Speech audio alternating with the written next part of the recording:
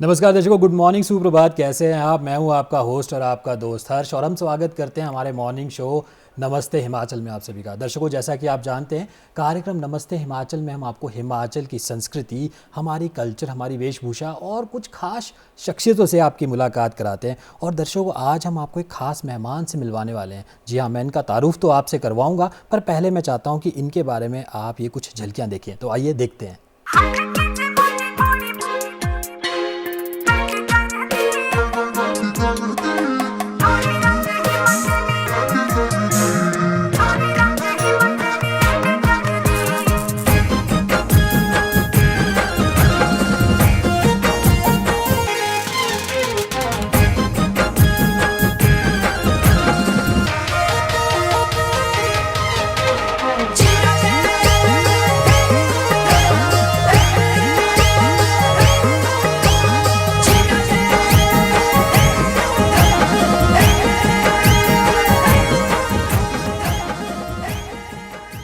जी हाँ दर्शकों, आप समझ ही गए हैं, आज हमारे साथ मौजूद है पहाड़ी फोक सेंसेशन रोहिणी डोगरा जी। और रोहिणी डोगरा जी, आपका हमारे कार्यक्रम नमस्ते हिमाचल में स्वागत है। So good to see you ma'am, कैसे हैं आप? Thank you so much sir, आपने मुझे यहाँ पे बुलाया। मैं बहुत बढ़िया, आप बताइए आप कैसे हैं? रोहिणी जी, आप पहाड़ी फोक सेंसेशन के नाम से आपको जाना जाता है। हाँ बहुत सारे ऐसे गाने हैं और ख़ासकर पहाड़ी में आप गाना गाते हैं जो कि बहुत लोग पसंद करते हैं। बहुत सारे ऐसे मंच हैं, ऐसे ऐसे फंक्शंस हैं और ऐसे कई बहुत सारे प्लेटफॉर्म्स हैं। सोशल मीडिया पे भी हमने आपके गानों पे लोगों को नाटी पे थिरकते हुए देखा है। तो सबसे पहले तो मैं आपसे ये जानना चाहूँगा, आज आप सुबह सुबह हमारे स्टूडियो में आ गए हैं, हमारे दर्शकों से आप रूबरू हैं नमस्ते हिमाचल कार्यक्रम में। रोहिणी डोगरा की सुबह की शुरुआत कैसे होती है? क्योंकि मैं ये ज़रूर जानना चाहूँगा, मैक्सिमम हम देखते हैं कि अगर हम शिमला की बात करें या हिमाचल की बात करें, कुछ लोगों की बड़ी लेज़ी शुरुआत होती है। मैं अपनी बात करूँ, मेरी भी थोड़ी सी स्लो शुरुआत होती है। ज़रा लेट उठने वाले लोगों में से हैं हम लोग। आप जल्दी उठने वालों में से कि लेट उठने वालों में से? कभी कभी जल्दी, कभी कभी लेट। जी हाँ जी। पर जनरली आपको लगता है कि जल्दी उठना चाहिए? हाँ जी, उठना तो चाहिए। मॉर्निंग रूटीन क्या रहती है आपकी? मेरी शुरुआत होती है भजन से सुबह। जी, तो जब हम भजन की बात करते हैं तो क्यों ना आप हमारे दर्शकों को सुबह सुबह एक भजन कोई भी आपके जहन में आ रहा हो तो वो आप गा के सुनाएं। जरूर सर जी। तेरे कैलाशों का अंत न पाया, अंत पे अंत तेरी माया, ओ भोले बाबा अंत पे अंत तेरी माया। शंकर संकट हरना, ओ भोले बाबा शंकर संकट हरना वे।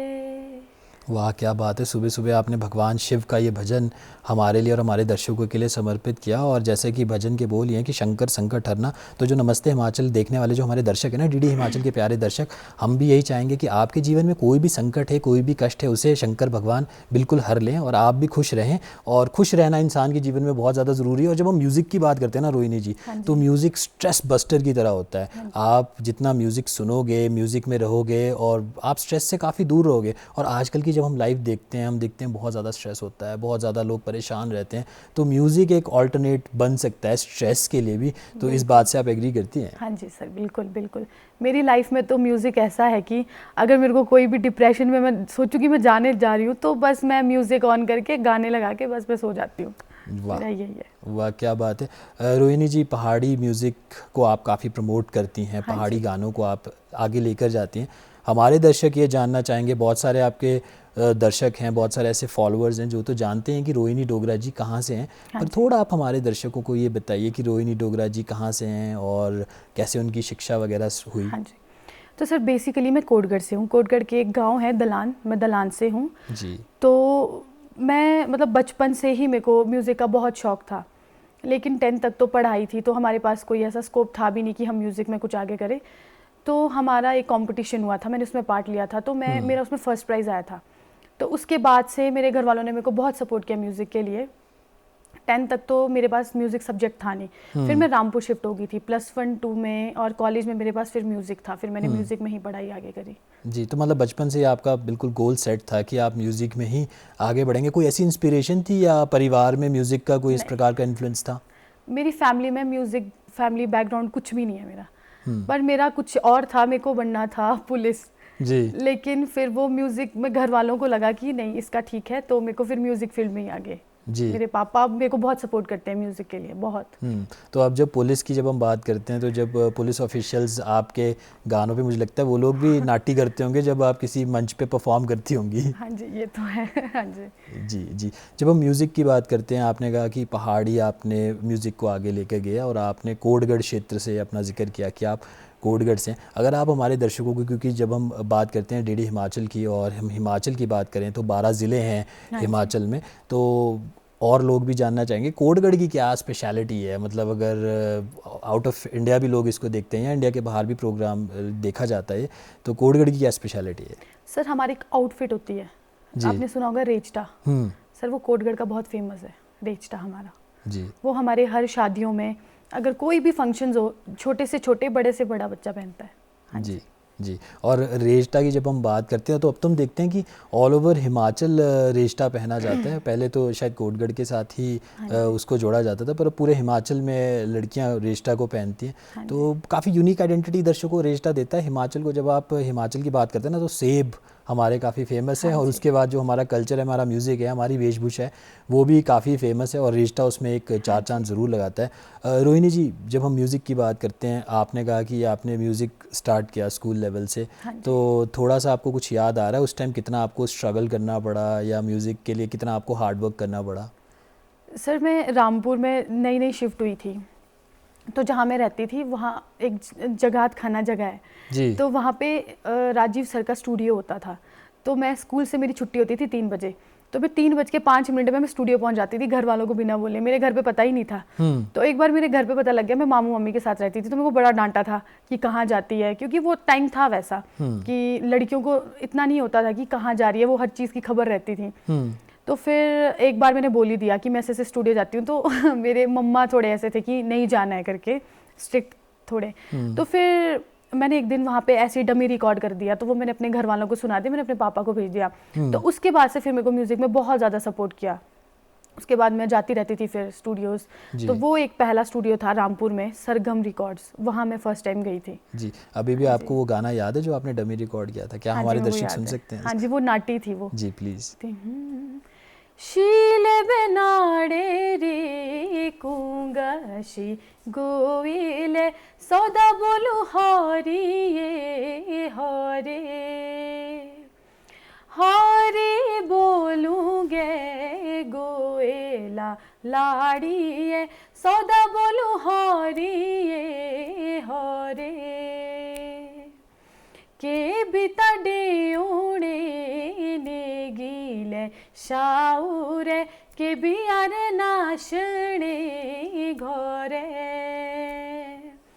घरे बोलूंगे गोएला लाड़िए के बियार नाशणे घरे। जी वाह, मतलब ये आपका पहला गाना था जो आपने रिकॉर्ड किया। थोड़ा सा आप बताना चाहेंगे लिरिक्स क्या हैं, बोल क्या हैं इस गाने के? ये बोल रहे हैं हमारे सर, मतलब एक लड़की है, तो वो मतलब उसकी शादी होने वाली है, तो उसको लोग बोल रहे हैं कि तू कब जाएगी, तो नेगी फैमिली में उसकी शादी हो रही होगी, तो वहाँ तो कब जाएगी, कब तू वहाँ से वापस आएगी।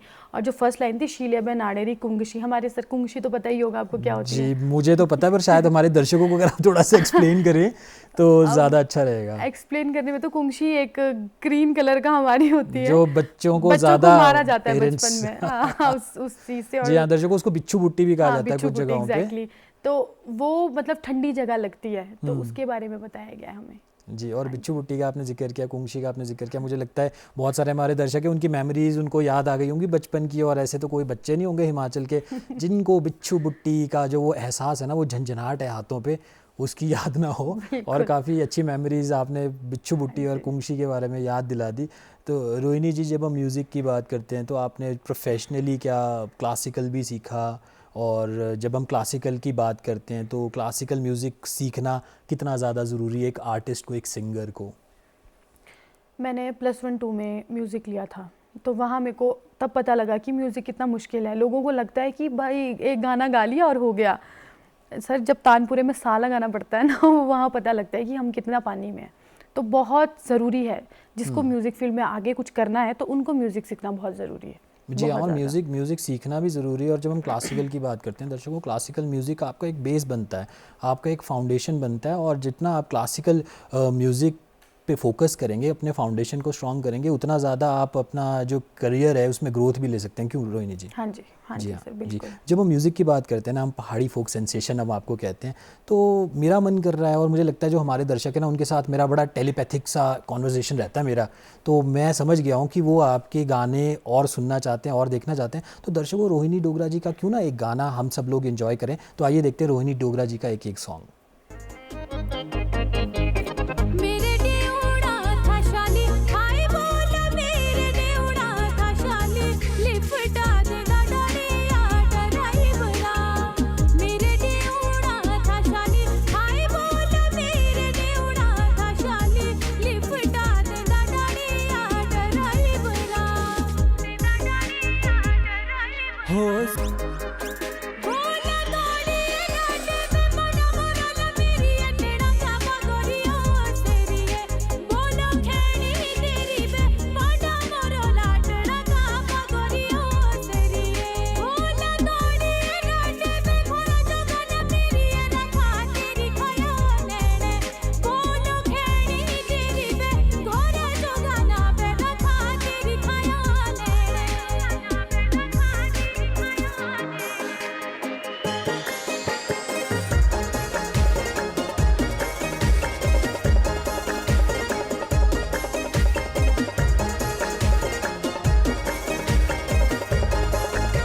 हुजूर लागे चांदनी वे लागे गेनी दे, तारे लाड़ी गेनुए लागे गेनी रे।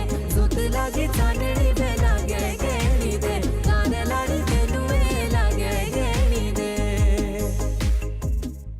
जी हाँ दर्शकों, कार्यक्रम नमस्ते हिमाचल चल रहा है, हमारा मॉर्निंग शो चल रहा है। और मुझे लगता है कि हमारे दर्शक बहुत एंजॉय कर रहे हैं, क्योंकि हमारे साथ पहाड़ी फोक सेंसेशन रोहिणी डोगरा जी है। और रोहिणी जी, अभी आपने ये जो नाटी है आपकी, इसको एंजॉय किया, इसके बारे में क्या स्टोरी है और कैसे आपने ये गाना लिखा बनाया, थोड़ा सा हमारे दर्शकों को बताइए। सर एक टाइम था जब हमारे पास कुछ करने के लिए नहीं था। मैं स्टूडियो चली गई, तो वहाँ पे फिर हम ऐसे जो हमारे पुराने फोक होते थे, तो अब जाके सर थोड़ा सा हमारा जो म्यूज़िक का लेवल है ना हिमाचल का, वो थोड़ा बढ़ रहा है। नहीं तो पहले तो लोग अपनी लैंग्वेज में बात करने से भी कतराते थे जी। पहले ये था। तो फिर हमने सोचा कि क्यों ना फोक, जितने भी पुराने फोक है, चाहे वो शिमला का है, कोटगढ़ का है, रामपुर का है, तो कुल्लू का है, सबका इकट्ठा करके हमने एक पूरा गाना बना दिया, पूरा फोक मैशअप। तो फिर हमने इसका नाम ही फोक वाइब दे दिया। तो सारे गाने जितने भी हमारे फोक के थे, हमने वो सारा इसमें गाया। जी वाह। और मुझे लगता है कि जो आपकी आवाज़ है ना, वो बहुत ही मधुर है। मतलब मैं भी इस गाने को एंजॉय कर रहा था, हमारे दर्शक भी इस पे, मुझे लगता है कि नाटी डाल रहे थे। मैं तो खुद भी बिल्कुल मूड में आ गया था सुबह सुबह की नाटी करने के लिए। तो जो आपकी इतनी सुरीली आवाज़ है, इतनी मधुर आवाज़ है, इसके पीछे कितनी मेहनत आप करते हो, कितना रियाज, कितनी आप टाइम देते हो? सर सुबह शाम, सुबह उठ के सबसे पहले तानपुरा लेके बैठ जाते हैं, जी। रात को सोते टाइम तानपुरा लेके बैठ जाते हैं। जी। तो रियाज करना क्या बहुत ज़्यादा ज़रूरी है एक आर्टिस्ट को? बहुत ज़रूरी है सर। अब आपको कुछ गाना है तो आपको पहले उसकी प्रैक्टिस तो करनी ही पड़ेगी, तभी आप आगे स्टेज पे उसको गा पाओगे। जी। प्रैक्टिस नहीं करोगे तो सुर ऊपर नीचे हो जाएंगे, बेइज्जती हमारी है। बिल्कुल तो प्रैक्टिस तो ज़रूरी है। बिल्कुल। तो रोहिणी जी, जब आप लाइव परफॉर्म करते हैं ना, जब आप स्टेजेस पे जाते हैं, आप मंच पे जाते हैं, नर्वसनेस होती है आपको? मुझे पहले होती थी, जब मैं स्टार्टिंग में, तो मेरे को ऐसा लगता था अगर 4 लोग भी सामने, ये क्यों बैठे हैं, इन्हें भगाओ यहाँ से। जी। मतलब मैं 11th से मैंने शोज़ करना शुरू किए। तो 11th क्लास में जब मेरा फर्स्ट शो था, तो उस टाइम पूरा क्राउड भरा हुआ था। रामपुर में था मेरा फर्स्ट शो, तो रामपुर की तो ऑडियंस ही बहुत क्रेजी है। जी। और मैं बोल रही हूँ, अपने भी मेरे साथ जो बाकी सिंगर लोग थे, एसी भैया, उन्होंने मेरे को फर्स्ट टाइम ऐसे स्टेज दिया है। मैं उनको बोल रही हूँ, भैया इनको बोलो कि चले जाए यहाँ से, इधर उधर, मैं गा के फ्री हो जाती हूँ, उसके बाद आप लोग देख लो। लेकिन अब जब तक मेरे को ऐसा लगता नहीं है ऑडियंस नहीं आई, तब तक मेरा मन नहीं करता। मेरे को चाहिए लोग, जी। कि लोग एंजॉय करें, जिसके लिए हम हैं स्टेज पे। जी। अब ऐसा है। रोहिणी जी, हम सब तो आपके फ़ैन हैं, आपके जो हमारे दूरदर्शन के दर्शक हैं वो भी आपके फ़ैन हैं। तो दूरदर्शन क्या आप बचपन में देखा करती थी, अभी भी देखती हैं आप? दूरदर्शन के बारे में क्या मेमोरीज है आपकी? हाँ जी सर, मैं देखती थी। और जब मैं आज यहाँ आई हूँ तो मुझे ऐसा लग रहा है कि वो मैं उस टाइम देखती थी, मैंने सोचा नहीं था मैं यहाँ आऊँगी। तो ये तो मेरे फादर के टाइम से चलता आ रहा है, और मेरे पापा को शायद अभी पता भी नहीं कि मैं यहाँ हूँ। सरप्राइज है उनके लिए। वाह वाह। और जैसा कि आप जानते ही हैं कि जब हम दूरदर्शन हिमाचल की बात करते हैं, तो हम अपने कल्चर को मुझे लगता है दूरदर्शन से ज़्यादा तो कोई भी प्रमोट प्रमोट नहीं करता और हमारे दर्शक भी इस चीज़ से एग्री करते हैं। तो आपको लगता है कि हमारे कल्चर को प्रमोट करना, कल्चर को प्रिजर्व करना ज़रूरी है? बहुत ज़रूरी है सर। आप देखिए पंजाबी अपने कल्चर को कितना प्रमोट करते हैं वो लोग, बॉलीवुड लेवल तक। मैं चाहती हूँ कि हमारा जो कल्चर है ना हिमाचल का, वो भी ऐसे ही जाए आगे। जी इसीलिए मैंने पहाड़ी फोक ही चूज़ किया है। जी। तो जो पहाड़ी फोक की हम बात करते हैं ना, आपने कहा कि मतलब आप इस प्रकार से गाने बनाते हैं या इस टाइप से गाने गाते हैं कि एक ब्रॉडर एरिया में वो गाने सुने जाएं। आपने कहा कि कोटगढ़, कुमारसैन, रामपुर और जो हम आनी दलाश के एरियाज़ की बात करते हैं, वहाँ पे लोग आपके गानों को पसंद करते हैं। पर जब आप और हिमाचल के ज़िलों में भी जाते हैं तो वहाँ लोगों का रिएक्शन कैसा होता है? सर हम फिर आर्टिस्ट वाला माइंड तो चलेगा ही। अगर हम सोचो चंबा चले गए तो हम चंबा के कुछ ऐसे गाने लेंगे जो ऑडियंस जिसमें फर्स्टली इंटरेक्ट करती है फर्स्ट। तो अब मैं रामपुर जाऊंगी तो मैं रामपुर का कोई फोक उठा के गा लूंगी, शिमला का कोई फोक उठा के गा लूंगी, चंबा जाऊंगी तो चंबा का, है ना। तो चंबा का कोई गाना आपके भी जहन में आ रहा है? हाँ जी। तो थोड़ा सा आप गुनगुना दीजिए प्लीज़। माहे नी मेरी शिमले दी राहें, चंबा कितनी क दूर है, चंबा कितनी क दूर। शिमले नी बसना, कसौली नी बसना, चंबे जाना जरूर है, चंबे जाना जरूर। माए नी मेरी शिमले दी राहें, चंबा कितनी क दूर है, चंबा कितनी क दूर। वाह क्या बात है। मुझे लगता है जो चंबा की ऑडियंस है ना, वो इस गाने को सुन के मुझे लगता है अपने घरों में झूम रही होगी और काफ़ी इंजॉय कर रही होगी। हाँ जी सर, थैंक यू। जी। तो जब हम म्यूज़िक की बात करते हैं, आपने म्यूज़िक में इतना नाम कमाया, और हम जब नाम कमाने की बात करते हैं तो उसमें बहुत बड़ा योगदान है आपके गानों का, आपकी म्यूज़िक वीडियो का। तो क्यों ना हमारे दर्शक, जी हाँ दर्शकों, क्यों ना एक और गाना हम रोहिणी डोगरा जी का सुने। आइए देखते हैं।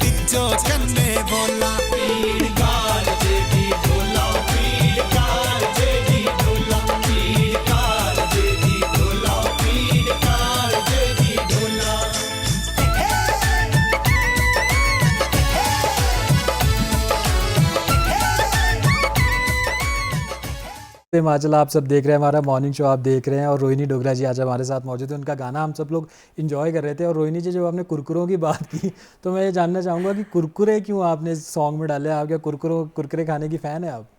सर एक तो ये लोअर हिमाचल का गाना है जी और सबसे पहले तो मेरे को इसको समझने में इतना टाइम लग गया कि मेरे को गाना क्या है ये। तो जो मेरे साथ में भैया जो ये बंटी भैया है इन्होंने ये खुद लिखा है ये गाना। जी तो मैंने इस गाने को गाते हुए कोई 6-7 बार टेक लिया है क्योंकि मेरे को ये लाइन में इतनी हंसी आ रही थी, मेरे को आज भी इसको सुनते हुए बहुत हंसी आती है। जी बिल्कुल, और मुझे खुद भी हंसी आ रही थी, मैं तो बड़ा इन्जॉय कर रहा था। पर मैं एक चीज़ से काफ़ी मतलब आपको दाद देना चाहूँगा, काफ़ी आई वाज क्वाइट इम्प्रेस्ड, और इसी वजह से मुझे लगता है इतने ज़्यादा फैंस आपके हैं कि जो आप रेंज दिखाते हो ना म्यूज़िक में, जो आपकी गानों में रेंज है कि एक तरफ आप पहाड़ी गाना गा रहे हो और एक तरफ हल्का सा पंजाबी टच में लोअर हिमाचल का गाना गा रहे हो, तो क्या राज है, मतलब ये गॉड गिफ्टेड है ये? हाँ जी सर, गॉड गिफ्टेड है। मैंने कभी सोचा नहीं था, मैं तो ये बोलती हूँ कि अगर मेरा अगला जन्म भी हो तो मेरे को भगवान आवाज़ दे दे बस, मेरे को, जी। मैं यही बोलती हूँ। मैंने मैंने सीखा, मैंने सोचा नहीं था कि मैं सीखूंगी। मैंने सीखा, बट फोक कभी सीखा नहीं जाता, ये आपके दिल से ही आता है। तो मैंने फोक कभी सीखा नहीं है, मैं हिंदी भले ही सीख लूँ पर मैंने फोक कभी नहीं सीखा। और मुझे लगता है जब आप ये गाना गाते होंगे ना, सारे लोग गिद्धा या फिर भंगड़ा ज़रूर करते होंगे इस गाने ये पे। गाना चला था सर जी। बहुत। तो यहाँ अपर हिमाचल में भी काफ़ी मुझे लगता है लोग इन्जॉय करते होंगे, मैं भी काफ़ी इन्जॉय कर रहा था, मुझे काफ़ी इसके लिरिक्स काफ़ी अच्छे लगे, काफ़ी यूनिक लगे। हाँ जी सर, ये आजकल के जो दौर चल रहा है ना, ये उससे रिलेटेड थे। आजकल लोग खाने में देखो, आप बाहर का खाना ज़्यादा खाते हैं, तो कुरकुरे तो कब से चलते आ रहे हैं, तो कुरकुरा जी। हमने सोचा कि इसको कुरकुरे वर्ड को हम इस गाने में यूज़ करके करते हैं। और मुझे ऐसा लगता है कि हर लड़की का जो बेस्ट फ्रेंड है ना, वो शायद कुरकुरे का पैकेट है। हाँ जी सर, बिल्कुल। तो रोहिणी डोगरा जी खाने में क्या पसंद करते हैं? जब खाने पीने की बात चली पड़ी है, और मुझे लगता है कि जब हम सुबह की बात करते हैं, अच्छा ब्रेकफास्ट होना बहुत ज़्यादा ज़रूरी होता है, तो आप खाने पे कितना फोकस करती, क्या क्या आपकी फेवरेट चीज़ें हैं जो आप खाना पसंद करती? वैसे मैंने ये सुना है कि लड़कियाँ गोलगप्पे बहुत ज़्यादा पसंद करती सर मैं तो कुछ भी खा लेती हूँ, मुझे तो सब पसंद है। हैं। जी मेरा ऐसा कुछ, मैं चूज़ ही नहीं हूँ खाने के मामले में, मैं सब कुछ खा लेती हूँ, जो मुझे मिले मैं खा लेती हूँ। जी, पर कई बार ऐसा होता है ना कि लोग पसंद करते हैं चाइनीज़, या कुछ लोग, लड़कियों की हम बात करते हैं, गोलगप्पे पसंद करते हैं, तो ऐसा कुछ नहीं है? है सर मैं बहुत फूडी, जंक फूड में बहुत खाती हूँ, जी। बहुत ज़्यादा। तो कभी घर में भी मतलब बनाते भी हो आप? मतलब हम खाने की बात मैं करें बहुत कि गंदी जंक फूड आप खाते हो और काफ़ी सारी चीज़ें आप पसंद करते हो, वो बनाने का भी शौक़ रखते हैं आप? बिल्कुल नहीं मैं बिल्कुल बहुत नहीं? गंदी कुक हूँ मेरे घर वाले मुझे किचन जाने ही नहीं देते जी। इसीलिए मैंने ट्राई भी नहीं किया, टू बी ऑनेस्ट। मैंने खाना कभी ऐसे ट्राई भी नहीं किया, बस मैं खुद के लिए बना लेती हूँ, वही बहुत है। जी, मैं ये जानना चाहूँगा, जब फैंस का प्यार आपको मिलता है, या जब आप स्टेज पे जब आप जाते हैं और लोग कहते हैं कि आपने इतना अच्छा गाना गाया, लोग इतना डांस करते हैं, और सेल्फी के लिए जब लोग आते हैं, कैसा महसूस करते हैं आप? बहुत अच्छा लगता है, बहुत अच्छी फीलिंग होती है, क्योंकि वहाँ आपको पता लगता है कि आपने कितनी मेहनत करी है। हाँ, तो ये चीज़ है, अभी 7-8 साल का स्ट्रगल वो वहाँ दिखता है स्टेज पे, जी तो मुझे अच्छा लगता है। जी। तो सबसे अच्छा कॉम्प्लीमेंट आज तक आपको क्या मिला, अगर आपको याद आ रहा हो? सर मेरे को रोजेस दिए गए स्टेज पे, जी वो मुझे बहुत अच्छा लगा था उस टाइम। जी। उन्होंने डेकोरेट किया था पूरा अपना स्टेज, वो सब रोजेस मेरे को आके लड़कों ने दे दिए। तो मेरे को बाद में जो ऑर्गेनाइजर थे वो बोलते थैंक यू मैम, आपने लास्ट में गया, पहले गाते तो हमारी तो पूरी डेकोरेशन ही खराब हो जाती। जी। तो इंस्टा पे मेरे को लगता है डीएम भी आपको आते होंगे काफ़ी? इंस्टा पे आते हैं। जी बिल्कुल।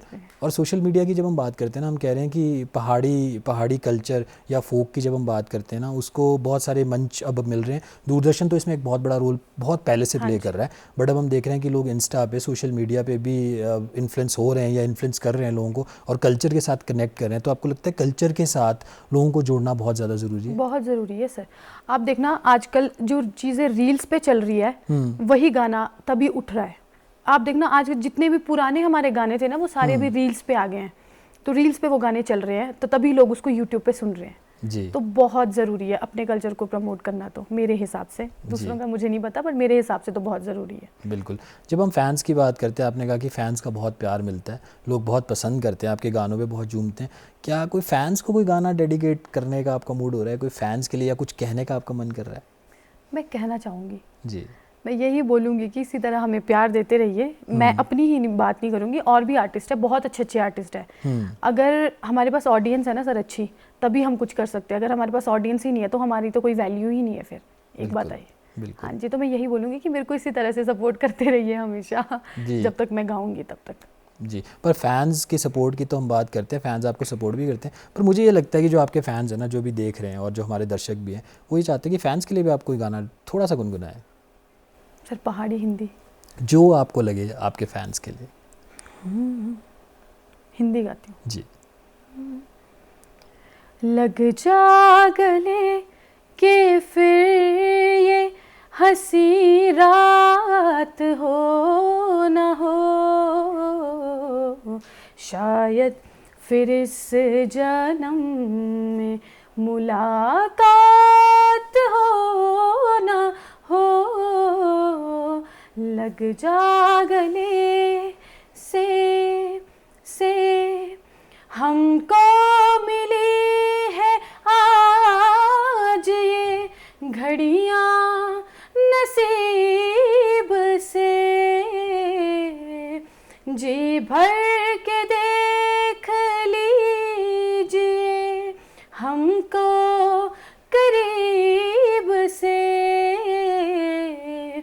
फिर आपके नसीब में ये रात हो न हो, शायद फिर इस जन्म में मुलाकात हो न हो, लग जा गले से। वाह क्या बात है रोहिणी जी, आपकी आवाज़ में वो खनक है, आपकी आवाज़ में वो मधुरता है। और मैंने बहुत सारे सिंगर्स को गाते हुए देखा है, बहुत सारे सिंगर्स को मैंने इंटरव्यू भी किया है, पर आपकी आवाज़ में कुछ अलग ही बात है। मैं आपको कॉम्प्लीमेंट देना चाहूँगा। Thank you sir, thank you so much. जी, जब हम म्यूज़िक की बात करते हैं ना, म्यूज़िक के सफ़र में क्या कोई स्ट्रगल का सामना भी रोहिणी डोगरा ने किया? हाँ जी सर, क्योंकि एक तो मेरा फैमिली बैकग्राउंड म्यूज़िक से रिलेटेड बिल्कुल भी नहीं है। तो सबसे पहले मैं एक लौती हूँ शायद अपनी फैमिली की जो म्यूज़िक में हूँ आगे, तो हमें सपोर्ट करने वाला कोई भी नहीं था। मैंने खुद से, मैंने बोला पहले भी, जैसे कि मैं खुद से चोरी चोरी जाती थी स्टूडियो। तो फिर उसके बाद एक ये शायद मैं उस टाइम 4th 5th में पढ़ती थी, वॉइस ऑफ हिमाचल शायद, हाँ मैंने उसमें पार्टिसिपेट किया था, मैं जूनियर में थी। तो वहाँ पे मैं सेकंड रनर अप थी। तो उसके बाद से मेरे को लगा कि नहीं, मेरे को करना चाहिए म्यूज़िक में ही आगे। तो तब से मैंने स्टार्टिंग से ही खुद ही एफर्ट मारे। मेरे साथ कोई ऐसा था नहीं कि मेरे को स्टूडियो लेके जाए या मेरी एल्बम्स निकाले। तो ये सब मैं बोलती हूँ कि मैंने मजाक मजाक में ही सारा चीज़ें शुरू की थी, लेकिन अब सीरियस हो गई हूँ म्यूज़िक के लिए मैं बहुत। हाँ जी, बिल्कुल, आप काफ़ी सीरियस है म्यूज़िक के लिए। वो दिखता भी है जब हम आपके फैंस को देखते हैं या आपकी वीडियोस जब हम देखते हैं, तो लगता है कि काफ़ी आप एफ़र्ट करते हैं, काफ़ी आप मेहनत करते हैं। तो जब आप म्यूज़िक वीडियोस बनाते हैं, कितना टाइम उसमें लगता है और कितना हार्ड वर्क होता है? क्योंकि जो हमारे दर्शक है या हम लोग भी हैं, तो जब हम देखते हैं तो हम तो सिर्फ एक म्यूज़िक वीडियो देख रहे हैं, पर जो पीछे का जो स्ट्रगल होता है ना, पीछे का जो हार्ड वर्क होता है, उसके बारे में ज़्यादा लोग नहीं जानते। तो थोड़ा सा आप वो बताएंगे? सर, एक जो हमारा सिंगल ट्रैक होता है गाना, उसको बनाने में हमें 4-5 दिन लग जाते हैं। सबसे पहले तो लोकेशन ढूंढना, एक दिन तो लोकेशन ढूंढने में ही लग जाता है जी। फिर उसके बाद जो हमारा स्टोरी चलती है गाने में, उसके लिए भी पहले एक आदमी तो हमें ऐसा चाहिए कि वो पहले स्टोरी बना दे। आई गेस 3-4 दिन तो हमें लग जाते हैं नॉर्मली। धूप हो, बारिश हो तो जाना पड़ता है।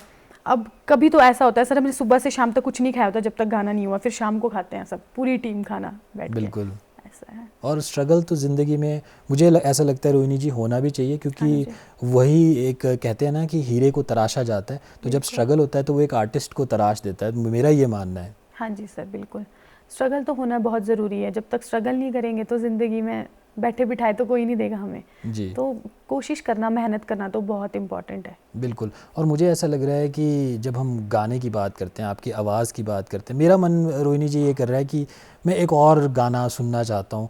तो अगर आपकी इजाज़त हो और तो मैं अपने दर्शकों के लिए आपकी आवाज़ में एक गाना सुनाना चाहूँगा हमारे दर्शकों। आइए देखते हैं दर्शकों, रोहिणी डोगरा जी का एक और गाना।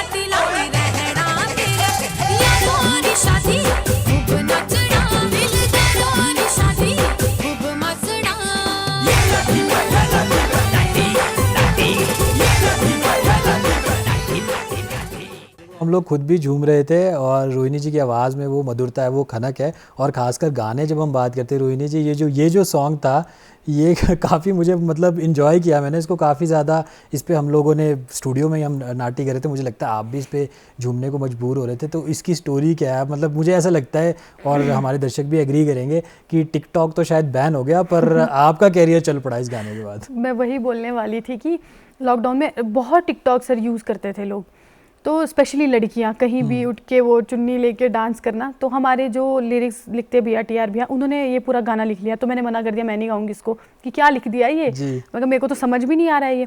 तो फिर जो जिसने इसमें म्यूज़िक दिया अंकित आशीष, वो मेरे बहुत अच्छे दोस्त हैं। मतलब स्टार्टिंग से ही हम तीनों ने स्टार्टिंग से स्ट्रगल साथ किया है, तो हम तीनों का कोई भी फैमिली बैकग्राउंड नहीं है म्यूज़िक से। उन्होंने बोला कि गा ले, क्या हुआ। मैं सर उस टाइम हॉस्पिटल में एडमिट होके आ रही थी जिस दिन मैंने गाना गाया, और उसी दिन हमने शूट किया, उसी दिन हमने ये डाल दिया गाना। तो 50K व्यूज़ भी आ गए जी। और मेरे को सोशल मीडिया पे मैं जहाँ उस टाइम में नहीं यूज़ ज़्यादा करती थी, तो मैं देख रही हूँ ये इतने रिक्वेस्ट क्यों आ रही है मेरे को। फिर मैं देख रही हूँ कि मेरा गाना चल रहा है। तो वो सबसे अच्छा मोमेंट मेरे लिए वो था। उस टाइम शादियाँ होती थी, तो शायद मुश्किल से 3-4 लोग शादियों में उस टाइम अलाउ होते थे, 10-15 से ज़्यादा। तो उस टाइम वो शादी में पहली बार ये गाना लगा था। तो वो पहली शादी में बहुत हम खुश हुए थे, हम तीनों लोग, कि भाई हमारा गाना तो चल पड़ा। उसके बाद सर मैं जितनी भी शादियों में हर जगह ये गाना लगता था, मेरे को मुंह छुपा के वहाँ से भागना पड़ता था, क्योंकि मेरे को फेम नई मिली है तो शर्म भी आती थी। मैं आज भी ऐसी हूँ, अगर मेरा गाना कहीं भी बज जाए मैं नर्वस हो जाती हूँ और मैं भाग जाती हूँ वहाँ से जी। तो आज जब आप हमारे स्टूडियो में आ रहे थे तब भी नर्वसनेस महसूस हो रही थी आपको? पहले हो रही थी, लेकिन अब मैं ठीक हूँ। अब नहीं हो रही मुझे नर्वसनेस। जी। तो आपका जो क्षेत्र है, आपने कहा कि आप कोटगढ़ से बिलोंग करते हैं, तो कोटगढ़ वाले कितना प्राउड फील करते हैं कि उनकी बेटी नेशनल लेवल पे, इंटरनेशनल लेवल पे उनके गाने सुने जाते हैं? सर मुझे बहुत अच्छा फील होता है जब मैं जैसे कोटगढ़ कभी जाती हूँ तो लोग मेरे को जानते हैं। फिर मेरे को एक चीज़ ये अच्छी लगती है कि मेरी फैमिली को भी मेरी वजह से जानते हैं। मेरे को मेरी फैमिली की वजह से नहीं, कि मेरे पापा की वजह से, कि ये उनकी बेटी है। मेरे पापा को बोलती है कि ये रोहिणी के पापा है। तो मेरे को वो चीज़ सुनना बहुत अच्छा लगता है कि चलो मेरी वजह से लोग जान रहे हैं। बिल्कुल। और मेरे को लगता है हर बच्चों का कहीं ना कहीं ये सपना होता है कि उनकी वजह से उनके पेरेंट को एक मंच मिले, या उनकी वजह से उनके पेरेंट्स को जाना जाए। ये हर चीज़ मुझे लगता है कि हर घर में लोग चाहते हैं, हर बच्चे ये चाहते हैं कि उनकी लाइफ में ये एक टर्निंग मोमेंट हो। पर जब हम टर्निंग मोमेंट की बात करते हैं, रोहिणी डोगरा की ज़िंदगी में टर्निंग मोमेंट, चेंजिंग मोमेंट क्या है? सर लॉकडाउन ही। लॉकडाउन? हाँ लॉकडाउन। पर मेरी किस्मत भी ऐसी थी कि गाना भी फेमस हुआ कब, जब लॉकडाउन में, जब शोज़ ही नहीं होते थे। जी। तो मेरे को फिर ऐसा लगता था कि मेरी किस्मत क्या है ये, भाई गाना फेमस हुआ तो लॉकडाउन में अब शोज़ कहाँ से करूँ। लोग घर से बाहर नहीं निकलने देते थे। लेकिन फिर ये है कि जो एक बार गाना चल पड़ा तो चल पड़ा। फिर लॉकडाउन के बाद मुझे बहुत शोज़ मिले, एक इस गाने की वजह से। आज भी मैं अगर शोज़ कर रही हूँ तो एक ये गाना है मेरी लाइफ का, जो मेरा फर्स्ट गाना चला था, जो मेरी वजह से लोग जानते हैं कि हाँ ये रोहिणी का गाना है। तो ये टिकटॉक था, पर उसके बाद फिर टिकटॉक भी बैन हो गया। जी। पर जब हम गाने की बात कर रहे हैं ना, तो मेरा मन तो कर रहा है कि आपका एक और गाना सुना जाए। तो आइए दर्शकों, देखते हैं रोहिणी डोगरा जी का एक और सॉन्ग।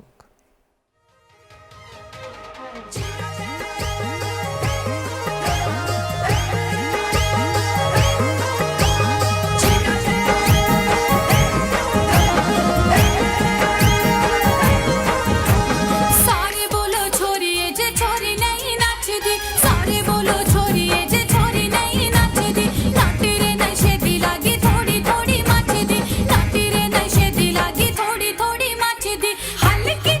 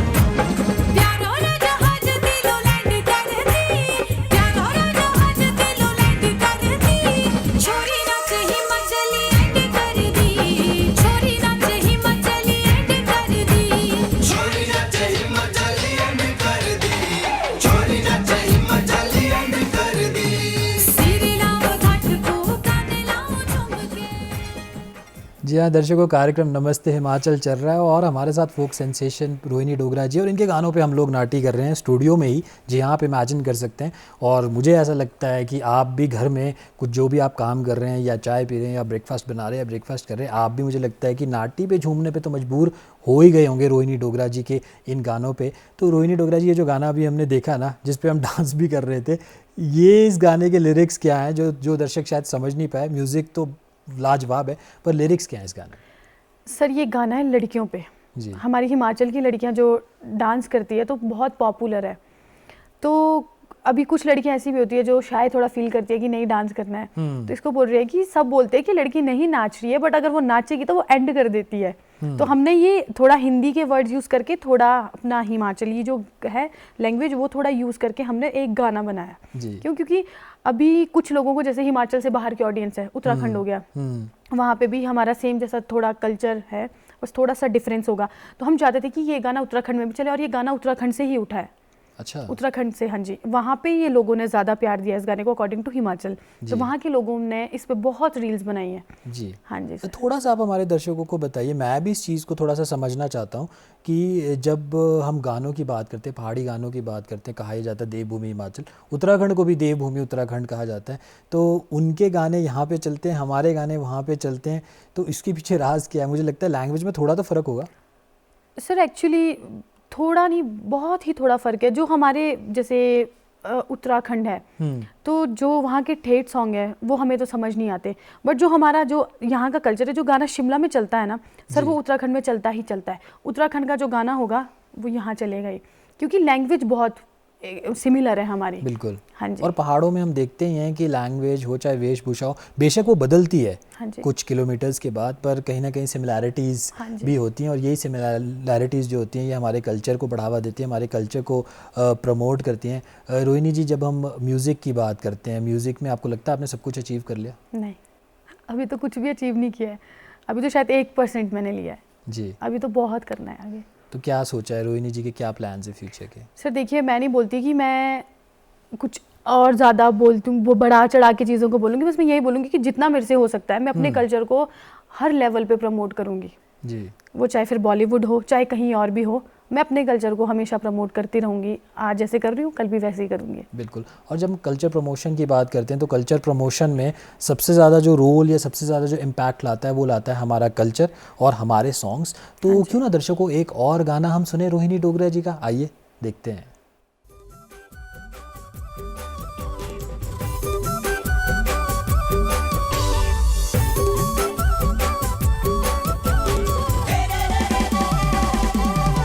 ओ मेरे गाँव टू तू, ओ मेरे गाँव टू तू, ओ मेरे गाँव टू तावरा पाहुणा, शिवले रे बाबुआ तू बोले आउणा, बड़ी दूर तालू रे सा पाहुणा, शिवले रे बाबुआ तू बोले आउणा।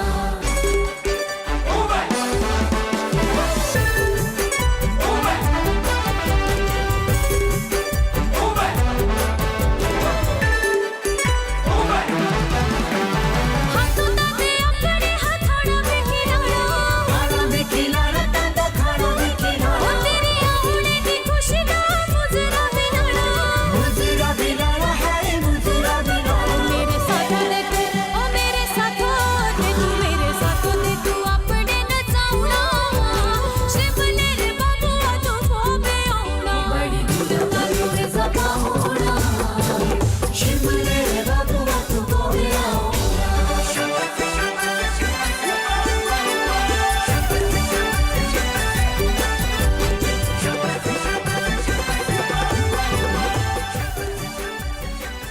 जी हाँ दर्शकों, कार्यक्रम नमस्ते हिमाचल में हम रोहिणी डोगरा जी के गानों पे झूमने पे मजबूर हो गए हैं। रोहिणी जी, इतने अच्छे अच्छे गाने आप हमारे दर्शकों के लिए लेके आए हैं, इतने सारे आपने गाने सुनाए भी हैं कि हम सब लोग झूम रहे हैं, हम सब लोग इंजॉय कर रहे हैं और नाटी भी डाल ही रहे हैं। तो जब आप म्यूज़िक वीडियोस बनाते हैं या आप गाने बनाते हैं तो मैं देख रहा हूँ कि आप कल्चर को काफ़ी प्रमोट करते हैं। आपके जितने भी हम आर्टिस्ट देख रहे हैं वो कुछ ना कुछ हिमाचली ड्रेस या हिमाचली चीज़ें पहनते हैं। तो ये आपने स्पेसिफिकली सोचा कि मैं इस प्रकार से ही बनाऊँगी? हाँ जी सर, क्योंकि देखो सर, अगर हम पहाड़ी कर रहे हैं तो हम अपने कल्चर को क्यों ना प्रमोट करें। नहीं तो हमें कमेंट्स आते हैं गानों में नीचे कि आप तो अपने कल्चर को क्या कर रहे हो, तो ड्रेसेस का ध्यान दो। तो हम हर चीज़ का ध्यान रख के कि हमारा जिससे कल्चर भी दिखे, तो हम उसी चीज़ को आगे ले जा रहे हैं सर। जी, जब क्रिटिसिज्म मिलता है ना एक आर्टिस्ट को, मैं ये आपसे जानना चाहूँगा, और जो अभी यंगस्टर्स भी आपको देख रहे होंगे जो इस फील्ड में आना चाहते हैं या जीवन की किसी भी फील्ड में अगर वो आना चाहते हैं, तो क्रिटिसिज्म कितना ज़्यादा ज़रूरी है और क्रिटिसिज्म को कितना आपको दिल पे लेना चाहिए या नहीं लेना चाहिए? पहले मैं बहुत दिल पे लेती थी चीज़ों को कि इसने मुझे ऐसे कैसे बोल दिया, इसने मेरे को ये क्यों बोला, वो क्यों बोला, पर फिर मैंने सोचा कि अगर मेरी बात हो रही है तो कुछ तो बात होगी। अब मैं उसको पॉजिटिवली लेती हूँ चीज़ों को। हमें जितनी भी अगर नेगेटिव कमेंट भी आता है तो मैं उसको पॉजिटिवली लेती हूँ और मैं पॉजिटिवली उसका रिएक्ट करती हूँ। पहले मैं एग्रेसिव हो जाती थी जी। जब नई थी ना, तो मैं ऐसे सोचती थी कि इसने मेरे को ये क्यों बोला, इसको नहीं बोलना चाहिए था। लेकिन अब मेरे को फ़र्क ही नहीं पड़ता, अब तुम बोलो, मैं काम करती रहूँगी, मेरा काम जवाब देगा बस। बिल्कुल, हार्ड वर्क पेज ऑफ, ये जो कहा जाता है, मुझे लगता है ये गलत नहीं है। हाँ जी। जी, तो रोहिणी डोगरा जी, आपके बहुत सारे फैंस हैं, बट रोहिणी डोगरा जी किसकी फ़ैन है? रोहिणी डोगरा जी किसके गाने सुनना पसंद करती है? सर मैं एक आर्टिस्ट हूँ, तो मेरे को सारे अपने जैसे लगते हैं सब आर्टिस्ट। मैं सबको ही मैं सुनती हूँ, ऐसा मेरा कोई स्पेसिफिक है नहीं कि मैं किसी एक स्पेशल इंसान को सुनूँ। मेरे को अगर किसी का गाना अच्छा लगता है तो मैं सुनती हूँ, पर मैं ज़्यादा फोक ही सुनती हूँ। मेरे को फोक सुनना बहुत पसंद है, बहुत ज़्यादा। जी, मतलब आप पहाड़ी जितने भी सिंगर्स हैं या पहाड़ी फोक से रिलेटेड जो भी आर्टिस्ट हैं, उनके गाने और उनके म्यूज़िक को आप काफ़ी अप्रिशिएट करती हैं। इवन मैं रील्स भी बनाती हूँ, नहीं तो लोग बोलते हैं कि तुम क्यों किसी और के गाने पे। मैं सबके गाने, मेरे को जो अच्छा लगता है मैं रील बना लेती हूँ इंस्टाग्राम पे। हाँ जी। जी, और मुझे लगता है कि जो रील्स का जो ट्रेंड है, खासकर जो आपका अभी गाना हमने देखा है टिकटॉक वाला, उससे इस ट्रेंड को इतना ज़्यादा बढ़ावा मिला कि कोई इमेजिन नहीं कर सकता। हाँ जी सर, बिल्कुल। ये गाना बहुत चला था, मैं बोल रही हूँ गाना आज भी चलता है। अगर टिकटॉक बैन नहीं हुआ था ना, तो फिर तो ये गाना और चलता। जी, पर मैं जाते जाते चाहूँगा कि आप हमारे लिए और जो हमारे दर्शक हैं उनको देख रहे हैं, उनके लिए हल्का सा कुछ गुनगुना दें। ठीक है सर, मैं अपनी एक साइड की नाटी सुनाती हूँ। जी। शीलोए लांबोगे नाटी राज लारा हेरे मुये चुटो कामरो शीलोए नाचगे होड़ खीना बिगे नहीं कोसी देने नंबरो शीलोए घेरा गे नाटी राना पड़ा चांद इयों लागे बाड़ दे। जी, रोहिणी डोगरा जी, मेरा तो मन ये कर रहा है कि आपके गाने हम सुनते जाएं, पर क्या करें, नमस्ते हिमाचल कार्यक्रम में आज हमारे पास इतना ही समय। रोहिणी डोगरा जी, आप हमारे कार्यक्रम नमस्ते हिमाचल में आए, उसके लिए बहुत बहुत शुक्रिया। Thank you sir. तो दर्शकों, कार्यक्रम नमस्ते हिमाचल में इस प्रकार से हम आपको नए नए आर्टिस्ट से मिलाते हैं और आज हमने रोहिणी डोगरा जी के गानों पे आपको झूमने के लिए मजबूर कर दिया। तो अब मैं आपसे इजाज़त लेना चाहूँगा, पर मैं चाहता हूँ कि जाते जाते क्यों ना हम एक और गाना और एक और झलक रोहिणी डोगरा जी के गाने की देखें। तो इसी के साथ मुझे दीजिए इजाज़त, नमस्कार। बोला पारो आया बड़ ज़ारा, हाय पारो आया बड़ ज़ारा, मोइंदी बिशले मेरी ओम कुए, पारो आया बड़ ज़ारा, हाय पारो आया बड़ ज़ारा, मोइंदी बिशले मेरी ओम कुए।